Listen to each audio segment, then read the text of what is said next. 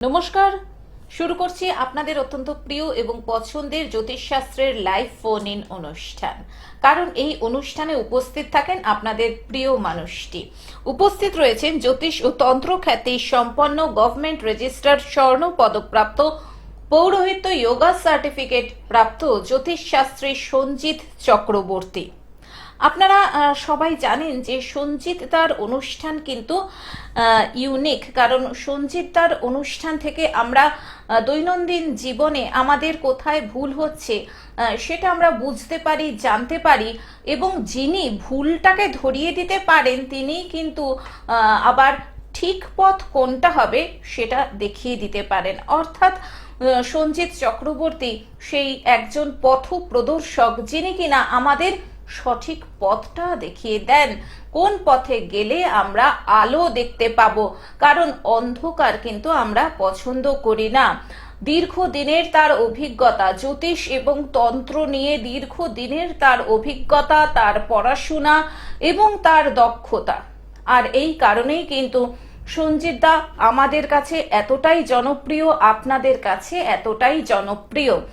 আবারও দাদা বহু পথ অতিক্রম করে শুধুমাত্র আপনাদের জন্য এসেছেন লাইভ ফোন ইন অনুষ্ঠানে, যাতে আপনারা একটু হলে ভালো থাকতে পারেন, একটু যাতে দাদার সঙ্গে কথা বলে মনটা হালকা করতে পারেন এবং বুঝতে পারেন যে কোথায় আপনাদের ভুলটা হচ্ছে।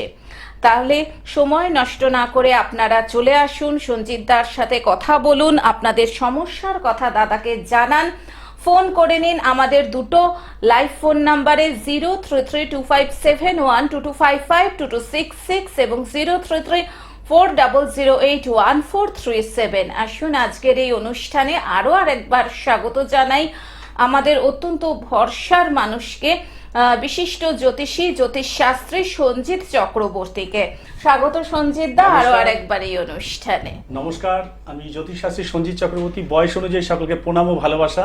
আজকের আলোচনা শুনুন এবং আপনাদের কাছে আবার এসেছি যাতে আপনাদের সমস্যা সমাধানের কিছু বলতে পারি বা ভালো লাগবে, আপনারা দেখুন।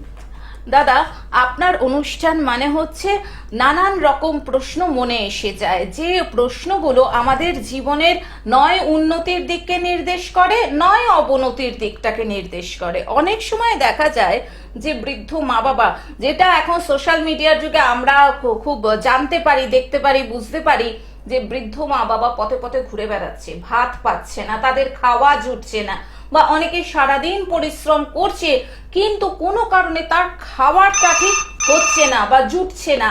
এটা গ্রহ নক্ষত্রের অবস্থান বা জ্যোতিষ শাস্ত্রের ব্যাখ্যাটা ঠিক কি হতে পারে সেটা যদি আপনি একটু বলেন। নমস্কার। এটা জ্যোতিষশাস্ত্রের ব্যাখ্যা বলা যেতে পারে এবং সব দিক থেকে বিবেচনা করলে সাধারণভাবে এটা সাধারণ মানুষের জ্ঞানের থেকেও এটা আসে। যেমন ধরুন, আপনি রোজ আপনার বাড়িতে ভাত খাচ্ছেন বা থালার মধ্যে করে ভাত দিচ্ছে, নানা রকম লঙ্কা, নুন বা লেবু নানা রকম দেওয়া হচ্ছে, এবং সেই পাতের মধ্যে দেখা যাচ্ছে যে এমনভাবে দেওয়া হচ্ছে সেই ভাত ওই লেবুর মধ্যে কিছুটা থেকে যাচ্ছে বা নুনের মধ্যে থেকে যাচ্ছে বা লঙ্কার সঙ্গে ভাত থেকে যাচ্ছে। খাওয়ার পরে হলো আপনি দুটো চারটে ভাত আপনি ফেলে দিচ্ছেন। এবার সেই ভাতটা যখন দেখা যাবে যে দিনের পর দিন আপনি ফেলতে ফেলতে ফেলতে ফেলতে এমন একটা সময় আসবে যে একদিনের খোরাক, মানে আপনার একদিনের খাবার দাবারের মাপে যতটা হবে, সেই ভাতটা যে রোজ আপনি একটু একটু করে ফেলছেন, সেই খাবারটা আপনার যখন একদিনে পুরো পরিপূর্ণ হবে, সেই খাবারটা আপনি সেদিন না খেয়ে থাকতে পারেন। এবার দেখা যাচ্ছে কোনো কর্ম অনুযায়ী, আমাদের সনাতন ধর্মে বলা হয় যে মৃত্যুর পরেও নাকি তার সবকিছু থাকে বা আত্মা এগুলো থাকে, অবশ্যই আমরা মানি এগুলো। তেমনি যদি কোনো মানুষ মনে করে যে কর্ম করেছে সে কর্ম অনুযায়ী ফল পায়, তো সেই কর্ম অনুযায়ী ফল বলতে এটাই বোঝাবে যে যদি আপনি দেখা যাচ্ছে বাড়িতে কোনো বৃদ্ধ মা বাবা আপনার থেকে থাকে, তার সঙ্গে আপনি খারাপ আচরণ করেছেন, বা এই জন্মে আপনি ভাবছেন যে আমার বাবা মাকে তো আমি খেতে দিয়েছি, তাহলে আমার কেন এরকম হচ্ছে, গত জন্মে এটা হতে পারে। এবার রোজ আপনি একটু একটু করে ভাত ফেলে যাচ্ছেন, আপনি যেভাবে হোক, নুনের সঙ্গে হোক বা লেবুর সঙ্গে হোক, লঙ্কার সঙ্গে হোক, বা নানান রকম কোনো ব্যাপারে আপনি ভাত একটু না একটু করে রোজ ফেলছেন, আপনি খেতে পাচ্ছেন না, বা আপনার মনে হচ্ছে একটা বিড়াল রয়েছে বাড়িতে বা পাখি রয়েছে, কুকুর রয়েছে, এদের আমি খেতে দিই, কিন্তু আপনার খাবারের থেকে আপনি দিচ্ছেন সেই আপনার ভাতেরটা, আপনার যে আহার যে থালার মধ্যে থাকছে বা পরিপূর্ণ আহারের জায়গা থেকে আপনি একটু একটু করে দিচ্ছেন, সেটা জমতে জমতেও কিন্তু সারাদিনে একবার হলো আপনার খাওয়া দাওয়া কম থাকবে এবং বৃদ্ধ বয়সে গিয়েও সেটা কিন্তু প্রভাব ফেলতে পারে। যেমন আমার খাবারকে দেখবেন অনেক অনেক রাজ্যে আছে, অনেক অনেক দেশে আছে, দেখবেন প্রণাম করে ভাত খায় তারা, আমরাও খেয়ে থাকি সনাতন ধর্মে। তো সেই জিনিসগুলো যদি আমরা বিচার বিবেচনা না করে চলি, তো বৃদ্ধ বয়সে অবশ্যই তাকে না খেয়ে বা থাকতে হতে পারে বা কষ্টও হতে পারে। দাদা আমরা আলোচনায় আসবো, একজন বন্ধু এসে গেছেন, দেখে নিচ্ছি। নমস্কার, স্বাগত, বলুন কে রয়েছেন টেলিফোনে?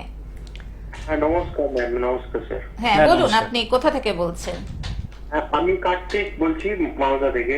কার্তিক, টাইটেলটা বলবেন। কার্তিক দাস। কার্তিক দাস, মালদা। কার সম্পর্কে জানবেন? নিজের সম্পর্কে। আচ্ছা, জন্ম তারিখ? হ্যাঁ 11 11 হ্যাঁ 2005 হ্যাঁ দুপুর 12টা। দুপুর 12টা। তারপর? জন্মস্থান মালদা। মালদা। আচ্ছা, কি কেরিয়ার নিয়ে প্রশ্ন? হ্যাঁ মানে সরকারি চাকরির কি যোগ আছে? আচ্ছা, তুমি সরকারি চাকরির চেষ্টা করছো, তাই তো? হ্যাঁ। হ্যাঁ, সরকারি চাকরি পাবে কিনা? সঞ্চিতার অনুষ্ঠান দেখা হয় নিয়মিত? হ্যাঁ প্রায় দেখি, ভালো লাগে অনুষ্ঠান। বেশ, শুনতে থাকো তুমি, ধন্যবাদ জানাই তোমাকে। হ্যাঁ, সরকারি চাকরি পাবে কিনা সেটাই ওর মূল প্রশ্ন। হ্যাঁ হ্যাঁ, নমস্কার দাদা। হ্যাঁ হ্যাঁ সরকারি চাকরি আপনি পাচ্ছেন, তো এখন আপনি চেষ্টা যেহেতু করছেন করে যান। আপনি দেখুন এই বছরের মাঝামাঝিতে গিয়ে আপনার চাকরির যোগটা ভালো দেখা যাচ্ছে। এই বছরের মাঝামাঝিতে গিয়ে আপনি চাকরির যোগ পেয়ে যাবেন আপনি। কিসে গেলে ভালো হবে আমার পক্ষে? হ্যাঁ, আপনি ধরুন যেটা আপনি ভাবছেন যে আপনার মানে চাকরির ক্ষেত্রে জানতে চাইছেন, আপনার দুটো দিক আছে, কিন্তু ব্যবসার দিকও আছে, চাকরির দিকও আছে আপনার। আচ্ছা চাকরির দিকে যেমন আছে, আপনি ধরুন নানা রকম আপনার কর্মর দিক থেকে স্কুল মাস্টারের দিকটা, এটা এইগুলো দিক আছে, তারপর ইঞ্জিনিয়ার, এই দুটো দিকে আপনার আমি ভালো দেখতে পাচ্ছি। আচ্ছা আর যদি ব্যবসা করতে হয় ওষুধ লাইনে গেলে আপনার কিন্তু খুব ভালো যোগ আছে। আচ্ছা আচ্ছা আমি ওটাই জিজ্ঞেস করেছিলাম, সরকারি চাকরি। আপনার মনে হয় একটু নাটক এইসব ব্যাপারে একটু শখ আছে, লেখালেখি বা আর্ট এইসব ব্যাপারে শখ আছে আপনার। হ্যাঁ হ্যাঁ হ্যাঁ হ্যাঁ হ্যাঁ, যোগ ভালো আছে আপনার, চাকরি হয়ে যাবে এবার, অসুবিধে নেই। ফোন করার জন্য ধন্যবাদ। যারা মনে করছেন সঞ্জিত দাকে দেখাবেন, যারা মনে করছেন সঞ্জিত চক্রবর্তীর কাছে আসবেন চেম্বারে, সেক্ষেত্রে দেখুন বুকিং নাম্বার স্ক্রলে যাচ্ছে 7501231550, এছাড়াও 8016626469, এছাড়াও 6296473065। বিভিন্ন জায়গায় দাদার চেম্বার রয়েছে। দমদম, জোপুর 2 নম্বর, খুন্নান, মালদা, জিরাট, বনগা। এছাড়াও অনলাইন প্রেডিকশনও করে থাকেন। বিশদে জানার জন্য ফোন নাম্বারগুলিতে ফোন করে জেনে নিন। দাদা, তাহলে এই যে ভাতের অপচয়টাই হচ্ছে মূল হ্যাঁ, কারণ। মূল কারণ। হ্যাঁ, ভাতের অপচয়টাই হচ্ছে মূল কারণ। তো এগুলো ফলো করলে দেখা যায় যে মানে মেন সূত্রপাত এগুলো থেকে। আমি রাশিচক্র, ছক এগুলো নানা রকম ভাবে বলতে পারি, কিন্তু এগুলো বলাটা কিন্তু সেইভাবে সঠিক নয়। আপনাকে আমি অষ্টম ঘরে এ বসে আছে, সপ্তম ঘরে এ বসে আছে, এগুলো বললে তো কেউ বুঝবে না। আপনারা সাধারণ মানুষ তো ধরুন এগুলো বোঝার কথাও নয়। জ্যোতিষশাস্ত্র নিয়ে যারা ঘাটাঘাটি করেন একমাত্র তারাই বুঝতে পারেন। অতএব জ্যোতিষশাস্ত্র নিয়ে যদি আমি আপনাদের সঙ্গে সেইভাবে আলোচনা করে থাকি, তো হয়তো সেভাবে আপনারা বুঝতে পারবেন না। এই কারণের জন্য আমি এই ভাষাতেই কথা বললাম, যাতে আপনাদের বুঝতে সক্ষম হন। পিতামাতার ক্ষেত্রে এগুলো শ্রদ্ধা ভক্তি তো অবশ্যই করা উচিত, তার সঙ্গে খাবার দাবারটাও যেন সেভাবে অপচয় না করা হয়। অবশ্যই চেষ্টা করুন। অন্ন কিন্তু মা লক্ষ্মীর দানা বলা হয়, অতএব মা লক্ষ্মীকে অবহেলা করলে সে কিন্তু খুব চঞ্চল প্রকৃতির, দাঁড়িয়ে থাকবে চুপচাপ, দাঁড়িয়ে আছে, যখন সে পারছে না সহ্য করতে তখন কিন্তু সে বাড়ি থেকে বেরিয়ে যাবে। অতএব আপনার কিন্তু ভাগ্যে সেইভাবেই অর্থ বা ভাত যে কোনো কারণে হোক অন্ন আপনার ক্ষেত্রে ডিস্টার্ব করতে পারে। খুব সুন্দর ব্যাখ্যা করলেন সঞ্জিত দা, এবং সেই কারণেই সবসময় বলা হয় যে সঞ্জিত দার অনুষ্ঠান কিন্তু সত্যি ইউনিক, কারণ এত সহজভাবে দৈনন্দিন জীবনের উদাহরণ দিয়ে দাদা আপনি বুঝিয়ে দেন যে সাধারণ মানুষজনের পক্ষে জিনিসটা বোধগম্য করতে খুবই সুবিধা হয়। আচ্ছা দাদা, অনেক সময় দেখা যায় যে রাতের পর রাত অনেকে অনিদ্রায় ভোগে, ঘুম হয় না, কিছুতে ঘুমের ওষুধ খাচ্ছে, তবু একদিন দুদিন ঘুম হলো, তারপরে আবার সেই অনিদ্রা। এটা হয়তো ডাক্তারের কাছে গেলে অন্যভাবে ব্যাখ্যা করা হবে, কিন্তু অনেক সময় জানতে ইচ্ছা করে যে এর কি কোনো মানে জ্যোতিষ বা তন্ত্র সম্পর্কিত কোনো ব্যাখ্যা আছে। আমরা উত্তরে আসবো, তার আগে একজন বন্ধু এসে গেছেন, দেখে নিচ্ছি। নমস্কার, স্বাগত, বলুন কে রয়েছেন ফোনে? হ্যালো। হ্যাঁ হ্যালো নমস্কার। নমস্কার, কোথা থেকে বলছেন? আমি গুপ্তিপাড়া থেকে বলছি। কোথা থেকে? গুপ্তিপাড়া। হ্যাঁ, আচ্ছা, কার সম্পর্কে জানবেন? আমার ছেলের সম্পর্কে। ছেলের নামটা বলুন। সুপেশ দাস। হ্যাঁ গুপ্তিপাড়া। হ্যাঁ, আচ্ছা, ওর জন্ম তারিখ বলুন। জন্ম তারিখ 9/7/90। 9/7/90। বেশ, জন্ম সময়? জন্ম সময় রাত্রি 11টা। রাত্রি 11টা। আর জন্মস্থান? নদিয়া। নদিয়া। আচ্ছা, ছেলের কি নিয়ে জানতে চান বলুন। কাজকর্ম কাজকর্ম, ছেলের তো বয়স অনেকটাই হয়েছে, কাজকর্ম কিছু করছে না, না করতো চলে গেছে? কাজকর্মটা কম আছে এখন ছেলে, সেটা। আচ্ছা ঠিক আছে, আপনি শুনতে থাকুন মন দিয়ে। নমস্কার দিদি। হ্যাঁ। আপনার বাড়ি গুপ্তিপাড়া, আপনার 4টে স্টেশন আগে আমার বাড়ি জিরাট। ও আচ্ছা আচ্ছা। আচ্ছা, হ্যাঁ। তো আপনার যে যোগ, আমি সন্তানের যে যোগটা আমি দেখতে পাচ্ছি, তো কাজকর্ম তো ভালো হওয়ার কথা। ও তো ছেলে হিসেবে খুবই ভালো, বাড়ির বাইরে বেরোলে কিন্তু খুবই মানে সম্মান মান যশ, সবাই ভালোবাসে একে। বাড়িতে হয়তো একটু ডিস্টার্ব করছে, মাথাটা একটু গরম রয়েছে, বাড়িতে আপনাদের সঙ্গে একটু খিটমিট করছে। ও কিন্তু চেষ্টা করছে কোনো ভালো কাজ করার জন্য। তো অতএব এর কিন্তু চাকরি যোগ প্লাস ব্যবসা যোগও ভালো রয়েছে। তো এখন ব্যবসার যোগটার দিকে ও আগালে মনে হয় ভালো হবে। চাকরি কিছুদিন মানে একটু অপেক্ষা থাকবে, লাস্টের দিকে আসতে পারে, এবছরের লাস্টের দিকে চাকরির যোগটা দেখা যাচ্ছে। আর আপনি পড়াশোনা তো পারেনি, চাকরি করতে পারবে। চাকরি বলতে কিন্তু সরকারি চাকরি নয়, যে কোনো চাকরি বলতে কারো কাছে কর্মধারা করলেও কিন্তু চাকরি হবে। যেমন ধরুন কোনো মুদিখানা দোকানে কাজ করছে কারো আন্ডারে, সেটাও তো একটা চাকরি, তাই না? তো সেইগুলো আমি বলছি। হ্যাঁ, তো সেইগুলো মানে সেই সব ক্ষেত্রে চাকরি যোগ ব্যবসা যোগ দুটোই ওর রয়েছে। আর হ্যাঁ হ্যাঁ হ্যাঁ হ্যাঁ, তো ওগুলোকে খুঁজতে বলুন। হ্যাঁ, খুঁজতে বলুন, অবশ্যই কাজ পাবে। কাজের ক্ষেত্রটা খুব ভালো রয়েছে, যা ভালো রয়েছে, খারাপ নয়। অত মাথাটা খুব গরম করছে, সেই জায়গাটা কন্ট্রোল করে ওকে কাজের ক্ষেত্রে ঢুকতে বলুন। নতুন করে কোনো ব্যবসা বা এইসব দিক থেকে আগাতে বলুন। ফোন করার জন্য ধন্যবাদ। হ্যাঁ দাদা, এবার উত্তরে আসবো যে ওষুধ খাওয়ার সত্ত্বেও রাতের পর রাত অনেকের ঘুম হয় না কেন? হ্যাঁ, মানে প্রথমে দেখতে হবে যে তার সে যে নিজের ঘরে ঘুম হচ্ছে, সেই ঘুম হচ্ছে কি হচ্ছে না। যদি অন্য কোথাও ঘুম হয় সেটা একটা অন্যরকম ব্যাপার, হয়তো সেই ঘরে নতুন জায়গায় শুয়েছে, অথবা তার ঘুম হচ্ছে না। কিন্তু নিজের ঘরে যদি সে রোজ যেখানে ঘুমোচ্ছে, নিত্য যেখানে ঘুমোতে যায়, সেখানে যদি তার নিজের বিছানায় যদি ঘুম না হয়, তাহলে এগুলো ফলো রাখতে হবে যে সেই বিছানার মধ্যে কোনো কিছু রাখা আছে কিনা। যেমন ধরুন ওই বিছানার নিচে টাকা পয়সা রাখা আছে কিনা, বা কোনো সেফটি পিন রাখা আছে কিনা, বা কোনো ফোন রাখা আছে কিনা। এইসব ক্ষেত্রে যেমন ধরুন টাকা পয়সা তো নানান রকম জায়গায় নানান রকম মানুষের সঙ্গে ঘোরাঘুরি করে। কেউ দেখা গেল যে রাস্তাঘাটে অপমৃত্যু অপঘাতে নানা রকম ভাবে মারা গেছে, তার পকেটে টাকাটা রয়ে গেছে, এবং সেই টাকাটা তার একটা আশার টাকা, সেই টাকা দিয়ে সে কিছু করবে, এবং সেই টাকাটা কোনো না কোনো কারণে কোনো মানুষের কাছে হাত বাই হাত পৌঁছতে পৌঁছতে না এককালীন হয়তো আপনার কাছে এসে পৌঁছে গেছে। এবার সেটা দেখা গেল আপনি বিছানার মধ্যে রেখে দিয়েছেন বা বিছানার নিচে রেখে দিয়েছেন, কোনো কারণে সে কিন্তু আপনাকে ঘুমোতে দেবে না। এবার সেটাও কিন্তু একটা বড় কারণ হতে পারে। এইবার যে শারীরিক প্রবলেম, এগুলো কিন্তু খুব একটা ম্যাটার করে না ঘুমের ক্ষেত্রে। যদি কেউ অসুস্থ হয় তো সে এমনিতেই ঘুমোতে পারবে, অসুস্থ মানুষ দেখবেন ঘুমোবে বেশি। আর এগুলো অবশ্যই ফলো করতে হবে যে বিছানার মধ্যে কখনো সেফটি পিন বা টাকা পয়সা এগুলো রাখা আছে কিনা। তো সেইগুলো বিচার বিবেচনা করে অবশ্যই চিন্তা করুন, দেখবেন এই কারণের জন্য বেশিরভাগটাই হয়তো ঘুম নাও আসতে পারে। এবার শাস্ত্রমতে আরো কথা বলা যেতে পারে জ্যোতিষশাস্ত্র অনুযায়ী, যে কোনো গ্রহ প্রভাব তার মধ্যে আছে কিনা। সেই প্রভাবগুলো যদি তার মধ্যে খুব বেশি থেকে থাকে, টেনশনগ্রস্ত হয়ে সে তার ব্যবসা বাণিজ্য লস হয়ে বা টাকা পয়সা না থেকেও তার ঘুম নাও আসতে পারে। দাদা, আমরা অনেক সময় যে ওষুধ কিনে বাড়িতে রেখে দিই পাছে যদি দরকার হয়, কিন্তু অনেক সময় শুনেছি আগে থেকে ওষুধ কিনে রাখাটা উচিত না, বা ওষুধের বাক্সটাও ঠিক মতন জায়গায় রাখা উচিত। এটা কি সত্যি? একদম ঠিক কথা। এটা একটা খুব সুন্দর মানে প্রশ্ন দিদি, ধন্যবাদ আপনাকে প্রশ্ন করার জন্য। অনেকে হয়তো জান না বা আমরা আলোচনা করতে পারি না। যেমন ধরুন জ্যোতিষশাস্ত্র, আমি সবসময় আমার কাছে কেউ আসলে হয়তো জ্যোতিষের কাছে গেলে হয়তো ভাবে ভয় ধরিয়ে দেবে, বা আপনি এসছেন আমার কাছে, আপনার এই টাকা পয়সা লাগবে, ওই ক্ষতি হতে পারে, এই অ্যাক্সিডেন্ট দুর্ঘটনা এগুলো ঘটতে পারে, এগুলো ভেবে থাকি। কিন্তু একটা দিক বিবেচনা করে দেখা যায় যে ওষুধপত্রের ক্ষেত্রে যেটা একটা ওষুধপত্র, এইগুলো হচ্ছে ধরুন আপনি একটা মায়না পাচ্ছেন 2000 টাকা করে, হিসাব করুন 10,000 টাকা আপনি মায়না পাচ্ছেন, আমি উদাহরণ দিচ্ছি। তো 2000 করে আপনি কখনো ডাক্তারের খাতার জন্য রেখে দিলেন, কখনো LICর জন্য রেখে দিলেন, কখনো আপনি আপনার বাজার ঘাটের জন্য রেখে দিলেন, মেয়ের বিবাহের জন্য রেখে দিলেন, পড়াশোনার জন্য রেখে দিলেন। এই যে টাকা যে জমানো হচ্ছে, আপনি অগ্রিম আগে থাকতে ডাক্তারের জন্য আপনি টাকাটা সেভিং করে রেখে দিচ্ছেন। এইবার সেই টাকা কিন্তু সেখানেই যাবে। আপনি ওষুধপত্র বা রোগ ভোগের জন্য আপনি নিজে থেকে কিন্তু ডেকে আনছেন। আপনি আমরা দেখবেন মনে মনে যদি বলে যে কেউ মনে যদি করে যে আমি ঠাকুরকে মনে মনে স্মরণ করছি, যে আমি ঠাকুরকে পুজো দিচ্ছি বা স্বপ্ন দেখছি, তাহলে সে কিন্তু ঠাকুরের দেখা পায়। এবার আপনি যে মনে মনে চিন্তা করছেন যে আমি ওষুধপত্র বা কোনো রোগ ভোগের জন্য এটা রেখে দিতে হবে, বৃদ্ধ বয়সে আমি খাবো, তো কখন বৃদ্ধ হয়ে যাবো আমরা নিজেরাই জানতে পারি না। অতএব সেই টাকা পয়সাটা যদি আপনি বৃদ্ধ বয়সের জন্য বা রোগের জন্য যদি আপনি রেখে দেবেন, তো সেই রোগ আপনার কিন্তু সেই টাকাটা নিয়েই নেবে। আর ওষুধপত্রের ক্ষেত্রে যেটা, ওইগুলো হচ্ছে তুচ্ছ জিনিস। রোগপত্র বা নানা রকম সমস্যা, এগুলো কিন্তু তুচ্ছ জিনিস। অতএব সেই ওষুধপত্রটাকে যদি আপনি বাক্স করে সুন্দরভাবে সেভ করে নিয়ে টেবিলের উপর রেখে দিলেন, ঘুমানোর আগে মাথার কাছে রেখে দিলেন, ঘুমের থেকে উঠেই আমাকে 2টো ট্যাবলেট খেতে হবে, এবার তাহলে কিন্তু সেই ভাবটা কিন্তু আপনাকে সেইভাবেই কিন্তু রোগটা আপনার থেকে ছাড়বে না, আপনাকে জর্জরিত করে রেখে দেবে। গ্রহকেই যদি যেমন বলে না যে কোনো মহাজনকে যদি পা চেটে দেওয়া হয়, তাহলে সেই মহাজন অবশ্যই আপনার কথা শুনে নর্মভদ্র হয়ে আপনার সেবাতে লাগবে।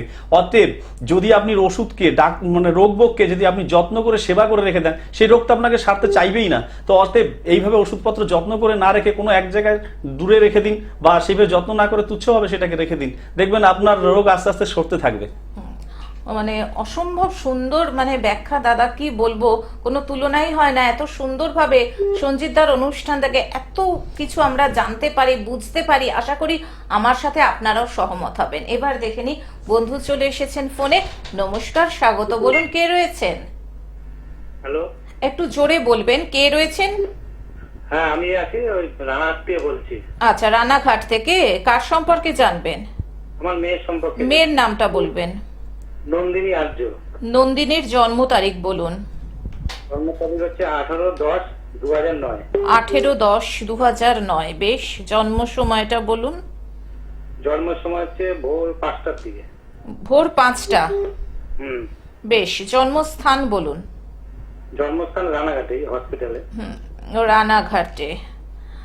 মেয়ের কি নিয়ে সমস্যা বলুন? মেয়ের হচ্ছে ওই রাশিফলটা জানি না, আর হচ্ছে পড়াশোনা কিরকম হবে এইসব বিষয়। আচ্ছা, পড়াশোনা কিরকম হবে? হুম। দাদার অনুষ্ঠান কিরকম লাগে? অনুষ্ঠান খুব ভালো লাগে। 18 নভেম্বর বলো না দিদি? হ্যাঁ, 18/10/2009। 18ই অক্টোবর 2009, ভোর 5টা, রানাঘাট। তাই তো দাদা, ঠিক বললাম তো? হ্যাঁ। হ্যাঁ, বেশ, আপনি শুনতে থাকুন। ওনার মেয়ের পড়াশোনা, কেরিয়ার নিয়ে প্রশ্ন। পড়াশোনা খুব ভালো হবে দাদা, নমস্কার। পড়াশোনা খুব ভালো হবে। আর এর রাশি বর্তমানে কুম্ভ রাশি। কুম্ভ রাশি, মঙ্গলের দশা চলছে, অতএব মেয়ে কিন্তু পড়ে কোথাও থেকে একটু আঘাত পেতে পারে। আর মেয়ের একটু ডিস্টার্ব যেটা দেখা যাচ্ছে, সেই ডিস্টার্বটা একটু পার্সোনাল ফোন করবেন, আমি বলে দেবো। আর আমি কিন্তু ভালো যোগ দেখতে পাচ্ছি মেয়ের ক্ষেত্রে, খুবই ভালো। মেয়ে আপনার লক্ষ্মী পয়া মেয়ে। এর যদি কখনো বিয়ে দিয়ে থাকেন, আপনি দেবেন যখন, মানে অবশ্যই তো হবে, দেবেন যখন, আপনার কিন্তু একটু টানাটানি আসবে অর্থের দিক থেকে। অর্থের দিক থেকে কিন্তু আপনার টানাটানি আসবে এর বিয়ে থা হয়ে যাওয়ার পরে। আর এই আপনার লক্ষ্মী পয়া মেয়ে, অতএব আপনার কথাবার্তা এগুলো শুনবে। এখন হয়তো শুনছে না, মায়ের সঙ্গে একটু ডিস্টার্ব করছে, পরে কিন্তু ভালো হবে, খুবই ভালো মেয়ে হবে। আর এর চাকরির যোগও ভালো দেখতে পাচ্ছি, এর চাকরির যোগটাই বেশি ভালো দেখতে পাচ্ছি। পড়াশোনার ক্ষেত্রে বিশাল উন্নত ডেভেলপ যোগ এর রয়েছে। অতএব আপনি চেষ্টা করুন আরো ভালো কোথাও একে কর্মশিক্ষা জাতীয় কোনো কাজকর্ম এগুলো শেখানো বা প্র্যাকটিস করানো, প্র্যাকটিক্যাল কিছু করানো, অতএব দিকগুলো খুব ভালো দিকে আগাবে। নমস্কার। ফোন করার জন্য ধন্যবাদ। যারা মনে করছেন চেম্বারে আসবেন, যারা মনে করছেন নিজেদের ভবিষ্যৎটাকে সুন্দরভাবে গড়ে তুলবেন, যারা মনে করছেন সমস্যাটাকে পেছনে ফেলে রেখে সামনের দিকে এগিয়ে যাবেন, সমস্যা কাটিয়ে উঠবেন, তারা আসতেই পারেন সঞ্জিতদার চেম্বারে। এই জন্য আমরা স্ক্রলে দাদার চেম্বারের বুকিং নাম্বারগুলো দিয়ে রাখি। 7501231550, এছাড়া 8016626469, এছাড়াও 6296473065। চেম্বার রয়েছে দমদম, জোপুর 2 নম্বর, খুন্নান, মালদা, ঝিরাট, বনগা, বিভিন্ন জায়গাতে আপনারা সঞ্জিতদাকে পেয়ে যাচ্ছেন। হ্যাঁ, আরেকজন বন্ধু এসে গেছেন ফোনে, থেকে নিচ্ছি। নমস্কার, স্বাগত, বলুন কে রয়েছে? নমস্কার। হ্যাঁ বলুন, আপনি নমস্কার, আমি মুর্শিদাবাদ থেকে বলছি। আচ্ছা, বেশ, কার সম্পর্কে জানবেন? আচ্ছা, আমি একটু আমার ভাইয়ের সম্পর্কে জানতে চাইছিলাম। আচ্ছা, ভাইয়ের নামটা বলবেন। হ্যাঁ, চিত্তরঞ্জন পাল। আচ্ছা, চিত্তরঞ্জন পাল। ওর জন্ম তারিখ? হ্যাঁ, 13/9/1995। 13/9/1995। জন্ম সময়? হ্যাঁ, সকাল 9:30 মুর্শিদাবাদে। সকাল 9:30 মুর্শিদাবাদ। বেশ, ভাইয়ের কি নিয়ে প্রশ্ন বলুন? হ্যাঁ, কেরিয়ার নিয়ে, কেরিয়ার। চাকরি কোনো যোগ রয়েছে কিনা। আচ্ছা, দাদার অনুষ্ঠান কি এই প্রথম দেখছেন না এর আগেও দেখেছেন? না, আমি এই প্রথম দেখছি। আমার খুব ভালো লাগলো আজকে দেখে। আচ্ছা, কেন ভালো লাগলো প্রথম দেখে? কথা হ্যাঁ, শুনে? ওনার কথাবার্তা আজকে আমার খুবই ভালো লাগলো। সেই জন্য আমি চেষ্টা করছিলাম অনেকক্ষণ থেকেই যে কথা বলা যাবে কিনা। তো যাই হোক, পেলাম ওনাকে। হ্যাঁ, ধন্যবাদ জানাই আপনাকে। আপনি শুনতে থাকুন। নমস্কার দিদি। এর জীবনী হ্যাঁ, কিন্তু খুব নমস্কার, ভালো, নমস্কার। কেরিয়ার দিকটাও খুব ভালো আছে। তো এখন একটু ডিস্টার্ব যাবে এনার, মাথাটা খুব গরম, খুব মাথা গরম দেখতে পাচ্ছি আমি। হ্যাঁ, আর একদম। আর মাথায় কিন্তু বলুন। পড়ে আঘাত পেয়েছে এনি, পড়ে ঠরে গিয়ে কোনো অ্যাক্সিডেন্ট বা এই জাতীয় কিছু এনার হয়ে গেছে জীবনে, সামনে কিন্তু আবার আসতে চলেছে। একটু সতর্ক থাকতে বলবেন, আশা রাখা যায় ইনি ভালো থাকবে। আর দ্বিতীয় কথা হচ্ছে কর্ম জীবনে এর কিন্তু খুবই ভালো আছে, এ চেষ্টা করছে কিন্তু কর্মের জন্য, এই কর্মের জন্য চেষ্টা করছে। আর এর যে কাজকর্ম বা ব্যবসার দিকটাও কিন্তু খুব ভালো আছে, আর চাকরির দিকটাও খুব ভালো আছে। তো ইনি যেটা সিদ্ধান্ত নেবেন সেটাই করতে পারবে, অসুবিধে নেই। তবে ফাস্টফুডের দিকে কিন্তু এর ব্যবসার যোগ খুবই ভালো আছে দেখতে পাচ্ছি।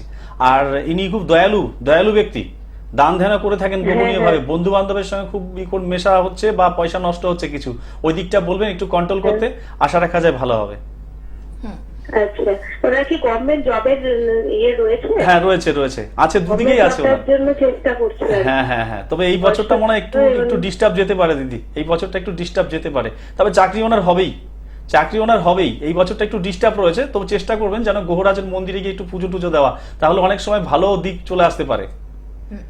ফোন করার জন্য ধন্যবাদ দাদা। এখন তো সোশ্যাল মিডিয়ার যুগ, আমরা অনেক এনজিও দেখতে পাই বা অনেকে পার্সোনালি আমি এই গরিব মানুষদের এই বস্ত্র দিলাম, তাদের চাল দিলাম, ডাল দিলাম, এগুলো দিচ্ছে ঠিকই, কিন্তু কতটা মন থেকে বা ভালোবেসে দিচ্ছে সেটা হয়তো আমরা বুঝতে পারছি না, কারণ যত না দিচ্ছে তার থেকে শো অফ বেশি করছে এবং সেটাকে সোশ্যাল মিডিয়ায় তুলে ধরছে। এই যে দান করছে, কিন্তু তারা তো দান করছে যেভাবেই হোক, পয়সা খরচা করে দান করছে, এই দান করাটা কি কতখানি গ্রহণযোগ্য উপরালার কাছে? হ্যাঁ, এটাও খুব দারুণ প্রশ্ন আজকে হয়েছে।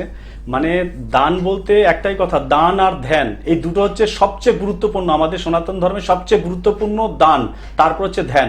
তো যদি কেউ দান আর ধ্যান করে মানে পরিপূর্ণভাবে, তো এটা একদম নিষ্ঠার সঙ্গে, যেমন ধরুন কাউকে দান করা হচ্ছে, দান করে গেছিলেন দাতা কর্ণ, তাদের নাম কিন্তু এখনো আমরা যারা পড়াশোনার লাইফে আছে বা আধ্যাত্মিক লাইনে আছে তারা কিন্তু অবশ্যই জানে যে দাতাকর্ণ কিন্তু নাম করা একজন লোক ছিলেন, বা তিনিও কিন্তু দান ধ্যান করে গেছে, তার নাম কিন্তু রয়ে গেছে। অতএব দানটাকে করতে হবে যে আপনি দান করছেন, ডান হাতে দান করছেন বাঁ হাত টের পাবে না, বাঁ হাতে দান করছেন ডান হাত টের পাবে না। এইবার কিছু ক্ষেত্রে দেখা যায় যে দান করার জন্য মানুষ এখনই করেছেন, যেমন কিছুদিন আগে মানে আমি দেখছিলাম পেপারে যে একটা গরিবকে ডেকে এনে সেই তার গায়ে কম্বল জড়িয়ে দিয়েছে, একটা চাদর জড়িয়ে দিয়েছে, দিয়ে 15 জনা ধরে এইভাবে ছবিটা তুলেছে। এবার আপনি ভেবে দেখুন যে এমনই একটা অবলা প্রাণী সেই মানুষটা হয়ে গেছে, অতগুলো মানুষ চেপে ধরে একটা কম্বল দান করছে, একটা চাদর দান করছে। এটা কখনোই দান বলে না। দানটা হচ্ছে নিষ্ঠার সঙ্গে, যদি দান করতেই হয় তাতে 1 টাকা পারুন, 4 আনা পারুন, আর লাখ টাকাই পারুন, যদি মনে হয় যে আপনার দানটাকে আপনি পরিপূর্ণভাবে পরজন্মের জন্য আপনি রেখে দেবেন, তো না জানিয়ে গোপনীয়ভাবে সেটাকে দান করুন। আর সঙ্গে সঙ্গে দানটা করে আপনি ছবি তুলে নিয়ে এইভাবে ছেড়ে দিলেন, আপনি দেখিয়ে দিলেন, আপনি ভাবলেন হয়তো আপনি মহান হয়ে গেলেন, কিন্তু এটা মহান নয়, এটা আরো আপনার জীবনে রসাতল যাকে বলে, একদম তলায় চলে যাওয়া। এটা একদম তলায় চলে, রসাতল মানে যার কোনো আকার নিরাকার বা কোনো কুল কিনারা নেই, সেই জায়গায় পৌঁছে যাওয়া, সেটা হচ্ছে মানে দান নয়। অতএব এটা করাটা খুব ভুল। আর যদি কোনো দান আপনি করে থাকেন, দান করলে তার প্রতিদান আপনি কিভাবে পাবেন সেটাও বোঝা যায়। কিভাবে বোঝা যায়? যদি কোনো রিক্সাওয়ালা দেখবেন রিক্সা টানছে, সে হঠাৎ করে 2 কোটি টাকা পেয়ে গেছে, কি করে পেতে পারে? এটা কিন্তু গত জন্মের পুণ্যের ফলে বা গত জন্মে দান করে এসে সেই দানের ফল কিন্তু এটা পাচ্ছে। এমনও হতে পারে যে এই দানগুলো আপনি যখনই করছেন, কাউকে যদি নিঃস্বার্থভাবে কাউকে দান করে থাকেন বা কোনো মন্দিরে দান করে থাকেন বা পুজো দিচ্ছেন নিঃস্বার্থভাবে, যে ঠাকুরকে 5টা ফল দিচ্ছেন, আপনি ভেবে নিলেন যে এই ফলটা তো মানে আমি ভালো দিলাম কি খেতে পারলাম, বা এই ফলটা তো অনেক দাম দিয়ে কিনে নিয়ে চলে এসেছি, তো এই জিনিসটা যখনই আপনি ভাববেন তখন আপনার দান কখনোই হবে না।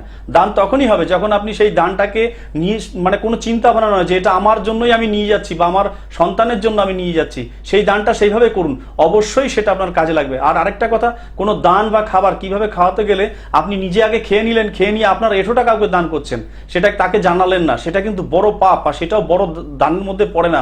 দান তখনই হবে আপনি কাউকে খাওয়ানোর ইচ্ছে রয়েছে, আগে তুলে রেখে তার জন্য তারপর আপনি খান। এবার যদি পরে যদি মনে হয় তাকে দেবেন না, সেটা আলাদা কথা, আপনি নিজেও খেয়ে নিতে পারেন যে না দেবো না, কিন্তু সেইভাবে দানটা কখনোই করা উচিত না।